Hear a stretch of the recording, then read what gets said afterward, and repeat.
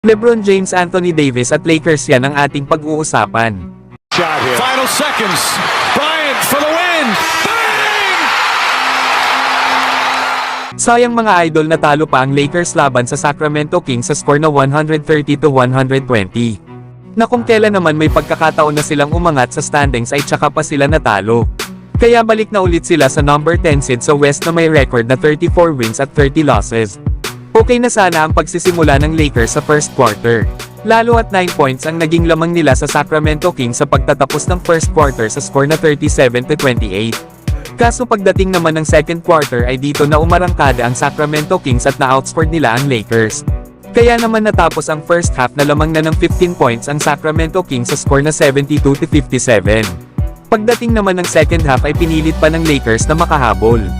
Pero hindi nga nila magawang makadikit sa Sacramento Kings. Na kahit nga itong si LeBron James ay lumabas na sa laro na may 3 minutes and 56 seconds pa ang natitirang oras sa fourth quarter. At lamang pa nga rin dito ang Sacramento Kings ng 14 points. Nasa huli nga ay tuluyan na ring natalo ang Lakers.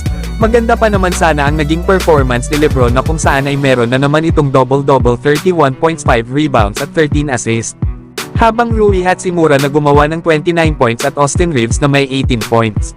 Samantalang si Anthony Davis ay hindi naman kataasan ang kanyang nagawang puntos na merong 14 points at 11 rebounds. Na ang pinaka naging problema talaga dito ng Lakers ay hindi nila nagawang mapigilan sila Domantas Sabonis na may triple-double, 16 points, 20 rebounds at 12 assists. Malik Monk na meron namang 26 points, 5 rebounds at 8 assists.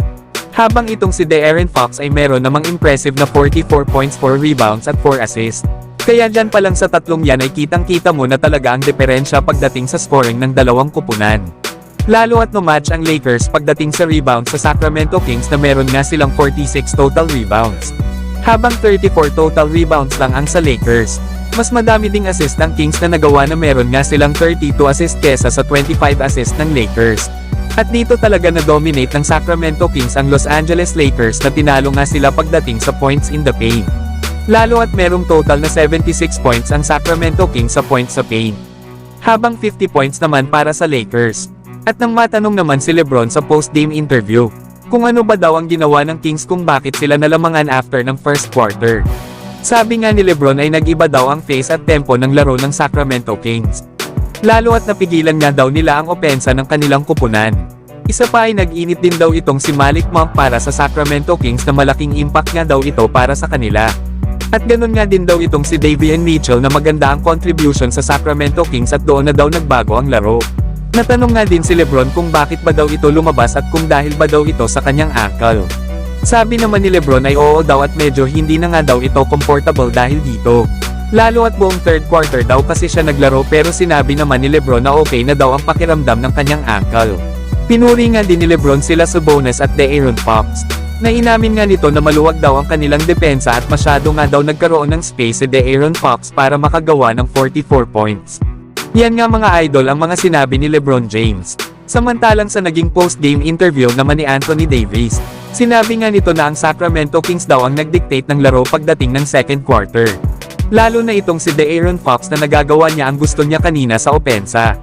Na hindi nga daw makatulong si Davis para mapigilan si De'Aaron Fox lalo at binabantayan niya si Domantas Sabonis. Pero sinabi naman ni Davis na babawi daw sila next week laban sa Sacramento Kings. Lalo at muli na naman nila itong makakalaban. Yan nga mga idol ang mga sinabi ni Anthony Davis, na kailangan na nga nilang manalo sa mga susunod pang mga laro ng kanilang kupunan. Na 18 games na nga lang ang natitira sa kanila ngayong season. At ang sunod ng makakalaban ng Los Angeles Lakers ay ang Milwaukee Bucks. Pero kayo mga idol, ano ang masasabi nyo sa pagkatalo na ito ng Lakers? So hanggang dito na lang tayo mga idol. At huwag nyo naman kalimutan mag-subscribe bilang pagsuporta.